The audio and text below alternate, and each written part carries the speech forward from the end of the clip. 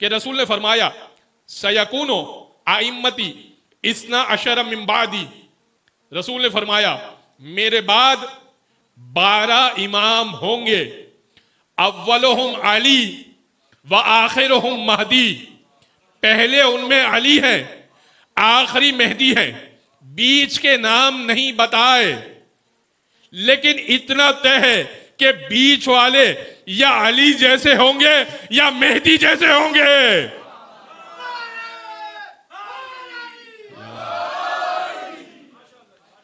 समझ में आ रहा है? 12 का आदत। दूसरी हदीस उन्होंने लिखी जिसमें उन्होंने लिखा कि एक और हदीस है जिसमें रसूल ने यही फरमाया सयकूनो आइम्मती इस्ना अशर मिन बादी, मेरे बाद 12 इमाम होंगे जिनके नाम ये होंगे, अव्वलुहुम अली वल हसन वल हुसैन, इसके बाद तिसअतु मिन सुल्बिही हुसैन, और 9 हुसैन की सुल्ब से होंगे। यह हदीस लिखी। तीसरी हदीस लिखी जिसमें उन्होंने रसूल अल्लाह के वो हदीस कोट की कि रसूल ने फरमाया मेरे बाद 12 इमाम होंगे, और नाम तक बताए, नाम के साथ वल्दियतें भी बताई।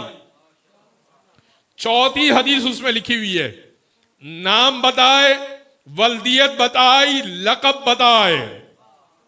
अली इब्ने अबी तालिब, हसन इब्ने अली अल मुज्तबा, हुसैन इब्ने अली सैयदुश्शुहदा, अली इब्ने हुसैन ज़ैनुल आबिदीन। भाई हमारे इमाम में और उनके इमाम में फर्क यही है, उनका इमाम आता है तो लकब पाता है, हमारा इमाम लकब लेके आता है।